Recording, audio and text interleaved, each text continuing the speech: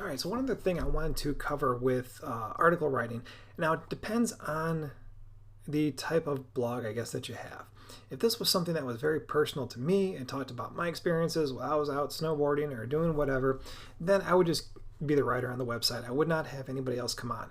But let's say this is a news site. I want to write everything about sports, but I need someone to write business articles and lifestyle articles and all that kind of stuff. And we saw where you could add a user and you could add their role and change that so they could help contribute to the website. You could add editors and things like that.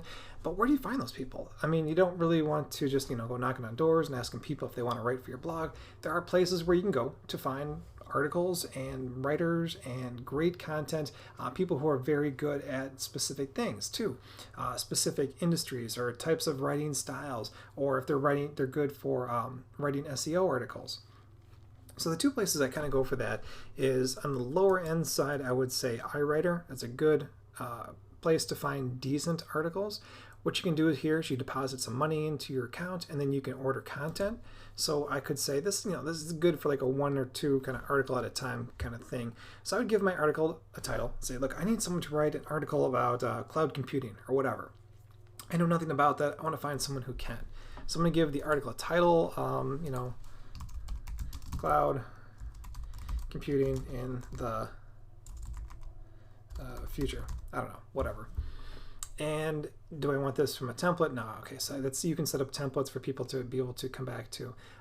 What would you like? I would like an article as opposed to a rewrite or have someone write an ebook for you. What type of business or industry is this article about? Is this a thing about pets or about food and drinks or medical, whatever? You're going to find people who can write specifically to certain types of categories better than others. You get one keyword that you can focus on. So in the last example, we had the furnace website. This could be an article about furnaces, so I want that to be the main focus of this article. So I can also say how many articles do I want written, how long do I want the article to be, and what type of writer do I want. And this is kind of important. If you're just looking for something cheap and quick, sure, go for the standard or premium. But personally, I would, if you want to actually have some quality content on your website, I would go for an elite or elite plus writer. Those are the people who've been around here for a while, have really good reviews, and also start to boost the word count on your article. Now this is going to drive the price up. You can see right now for a 500 word article, for just a premium writer, you're going to pay about $6, which really is not bad. It's nothing. But a good article for the search engines to really take it as an authority type of article, you're going to want to be around at least 1,000, if not 2,000 to 3,000 words. And you're going to want to go for an elite writer. So that quickly kind of takes the price up. But again, it depends on what kind of blog you're looking for, what kind of quality content you're looking for. This could be just filler stuff, or maybe just someone to get the ideas going for you and you would go in and edit it. Totally up to you, but it's a good place to start. Now here you can talk a little bit more about the project, what you're looking for, maybe give links to example articles that you're looking for them to write from. You can really fine tune it by getting into what's the objective of the article. Do I want to inform or motivate or engage? Those kinds of things. I can send it to specific writers. If I've been working here long enough, I may have a couple writers saved. I could always target them and say, hey, do you want to write this for me? And then basically you place your order, and then within, I'd say probably 24 hours at the most, it seems like, depending on how long your article is and how much research is required, you're probably going to get an email that says, hey, come check out your article. And what's great is you can go in, you can review the article, and if it's just absolutely horrible, you can reject it, get your money back, and have it reposted for someone else to write. You can request a rewrite, or you can just accept it and say, that's awesome.